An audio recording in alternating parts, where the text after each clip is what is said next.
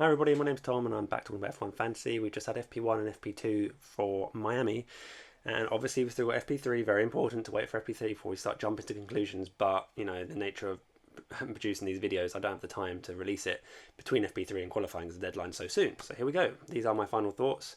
It is very late here at night, it is almost midnight as of recording this video, so you know, I'm very committed to bringing these videos to you whilst everything's fresh in my mind. I've just watched FP2, so let's have a look at everything. This is my current team at the moment. Now, I have already made the substitution early on from Imola, replacing Alonso with Norris, and I said it in my last video, I seriously regret doing that because it just restricts me. I mean, for that 0.1 million, it's really frustrating that it's restricted me going forward, because Alonso, once again, in fact, before I go through the team, let's have a quick look at the results. Alonso is doing really well again. Where is he? He's not so great in FP1, fair enough, 12, but he's popped up in P5 in FP2. Obviously, we've got FP3 to go as well, but Alonso is fairly consistent going from practice into the qualifying position. So if Alonso is good in FP3 again, and he's on the qualifying streak, it really makes me regret taking Alonso out of the team, and he could actually fit back into the team. In fact, let's show you the quick build right away. If we put Alonso back in, man, why did I take him out? And then we can ditch out signs for the man on fire at the moment, Mr. George Russell. Now this is an option, obviously not for me because I'm 0.8 short of this, but this is an option for anyone who's got the money to do it. What I'm actually looking at is doing potentially ditching Perez. Potentially, it seems wrong, but this is a possibility of something I can do to get George Russell in if he continues to impress. But I'm going to talk about George in just a second, but let's just show you the team, how it looks. So it would unfortunately mean Carlos Sainz is back in, and Carlos Sainz, let's face it, he looks like a man under stress. He's not got this confidence, and driving these cars at extreme speeds, you have to be confident. He just doesn't. He looks bereft of confidence. He keeps pulling it in the wall. I don't want him in my team, but this is an option for having him in my team. This is exactly zero money left in the bank, so this is definitely an option for what I can do, and it gets me 4 people on streaks if Sainz can pull it together, if they can fix his car up, which it looks like it should be fine to fix up. But this build with no money left in the bank, so if there's any more price changes, it screws me, but we'll see. But this is definitely a possibility for bringing back Alonso, and unfortunately having Sainz in the team. I'd much rather have Perez, but you know, I can't afford him. If you could afford him, if you've got an extra 0.8 in the bank to me, then this team looks absolute fire, and I would absolutely love to have this team. So let's have a quick look at why we are getting so excited about George Russell. Well, I say we getting so excited, I'm getting excited, but I'm sure a lot of other people will be getting excited about him as well. He's P2 FP1, he's P1 and FP2. Like, whoa, good. Obviously FP3 to come, let's see what he does. We don't know how much fuel he's running, blah blah blah, but Mercedes have brought updates. It's only a matter of time before Mercedes sort of came back into contention. And are they really going to be like straight away competing for pole and like possible race wins? Are we really getting ahead of ourselves a little bit too much? It's too early to say, obviously, until we've actually had a race. But you know, it's a brand new track. George Russell, clearly a good driver, and with the upgrades, maybe he is actually a contender. Now before we start getting ahead of ourselves, let's have a quick look. Let's go back. So let's have a look at his consistency. P2, P1. Go all the way back to Bahrain, and I know the car's been updated, so this might not be quite so relevant, but let's have a look at Russell himself quickly. Back in Bahrain, in practice, he was P4 in FP1, and then P4 again, and P4 again. So you're thinking, oh, he's like the 4th best driver throughout practice. Where's he going to qualify? P9. So anyone getting excited back in Bahrain, and he drops it down to P9, not so consistent there. Let's have a look at Jeddah. Where is he? I've lost him. P15 in FP1. All the way up to P6 in FP2, and all the way back down again to P14. So lack of consistency there, changing setups and things, and I guess they went with the FP2 setup and they ended up in P6. So lack of consistency, maybe due to the fact that the car wasn't set up properly through practice, and then eventually, they nailed it through when it got to qualifying. So he sort of matched his best practice session time there. So I would say that's a good sign to say for what's going on in Miami at the moment, that if he can match obviously what he's doing at the moment, that puts him on pole or maybe second, front row. Like, what more can you ask for? Let's have a quick look in Australia. So he has P12 in FP1, P11 in FP2, and P11 again. So really, really consistently 12th, 11th, 11th. And where does he end up? P6.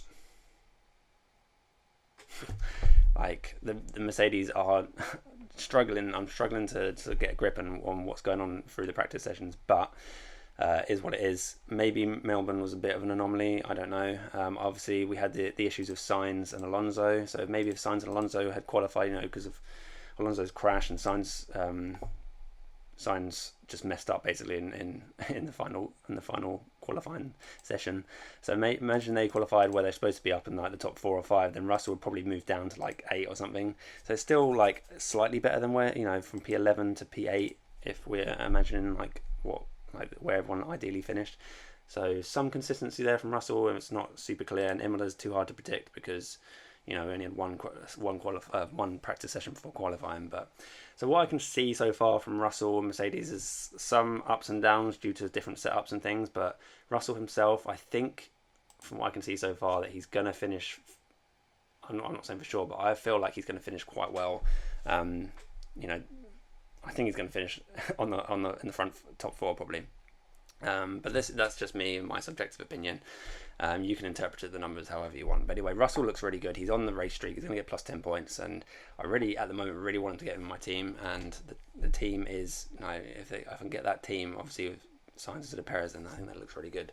So I think in general that George Russell seems fairly consistent, I would say. I mean, obviously there's a couple of ups and downs depending on the setup changes and that sort of thing. But even in Imola, when there was like one practice session, he went from P10 to P11. So I know you can't read too much into it, like I just said, but I still think that with some amount of consistency or predictability, Russell seems to be either matching what he was doing, with the exception of Bahrain, or maybe slightly improving. And if we go to Miami, I feel like with that level of predictability, like maybe he's consistent enough or improving enough that as long as he has a decent FP3, that Russell basically should be in all our teams. I know you can't turbo drive him, but if he's genuinely competing for pole and race wins, who knows, then and he's on the race streak, like, I know you can't turbo drive him, but I think he should be in the team, and he's very likely to be in my team at the moment, but we will see. FP3 still to come. Other people in the, who else are we going in here for? Alonso, like I said, I'll touch on Alonso. I think he's a good shout. He's had a shocker. He's only scored 3 fantasy points all season, but I've said, I keep saying it, it's not going to continue that way. He's not going to continuously score like 1 point a race or whatever. He's going to get there. He's on a qualifying streak, which is also a big plus. I know it's only 5 points, but the 5 points is still 5 points over someone who doesn't have it. If we scroll down for someone, for example, like Bottas, who I haven't really spoken about so far, and I've been talking him up in my other videos, and I still think he's a great option, but obviously he had the crash in FP1, so we don't know exactly, how good the Alfa Romeo is. Let's have a quick look at where Juve finished. Go on, sorry, 13th. And up in P8, so reasonable considering he's normally a bit further behind Bottas. So if Bottas continues his trend of beating his teammate by a few places, then we could be looking at Bottas competing in the top sort of between 5 and 7, perhaps 5 to 8. Very hard to predict because he's just had hardly any running, and given the fact that Miami is a brand new track, and he's had probably only simulator runs plus 20-30 minutes or whatever it was in FP1. Like, Bottas is not going to have a lot of experience going around the track. So I still think Bottas is offering great value, and he could potentially still be a great shout. Let's see, keep a close eye on what he does in FP3, decide if he goes on a team. But yeah, for me, it's kind of between Bottas and Alonso, and obviously it depends on the budget because Bottas is slightly cheaper, etc. But I'm a believer in Alonso. I'm going to keep banging on about him until he scores some points. Who else have we got to look at in here? We've also got Magnussen. Magnussen is another one who, at 6.1 million, I think he shouldn't be going anywhere in anyone's teams. Let's have a quick flick through his consistency in Bahrain. I think something happened to him if I can remember correctly, in FP1, so we will kind of discount the P19 down there. And then he finished like P10, P7, and he stuck it in P7 quali. We go to Jeddah as well. Again, something happened in FP1, so we discount that. And he only had limited running, so this is really insignificant FP1 FP2. But we go to FP3 and he finished P8, and then he qualifies in P10. So some consistency there, only a couple of places off. We go to Melbourne, P18, P16, P17, and he puts in P16. Very consistent, not very good, but very consistent. We go to Imola. Again, I know it's only one practice session for qualifying, but he puts it in P4. He comes out in P4. So we're seeing a lot of consistency from practice sessions, even if it's only one practice session that he's got, because he's had some trouble in practice sessions clearly. But from his best times in practice sessions seems to translate over to qualifying, from what I can see. And in Miami, he is P9 and P10. And for someone that costs 6.1 million in our teams, potentially get in the top 10, if he continues his consistency in FP3, we're looking at Magnussen maybe getting into Q3 again. And I think, 6.1 million is a no-brainer to have him in our team. So I think almost certainly, especially because I only have 2 subs, I don't see any reason to remove him from the team. Now, as for Red Bull, let's talk about Red Bull for a minute. Because in my previous video I was quite hot on Red Bull and I was looking to get them in my team. And now what's happened in FP1, FP2 has made me very, very, very apprehensive about putting Red Bull in my team. We saw what happened with Max. He's had some sort of hydraulic issue. His brakes seem to be practically on fire. Well, they were actually on fire. He hardly got any run in FP2. Perez is consistent, which makes me reluctant to remove him from my team. But if I want to get the optimal build, what I think with perhaps Alonso and Russell, the only way I can get that build is to remove Perez, and that could be a mistake in itself. You're going for the big shiny toy of George Russell and you're ignoring the consistent points coming from Perez. So I don't want to just throw Perez out to jump on George Russell, but I do think that is an option.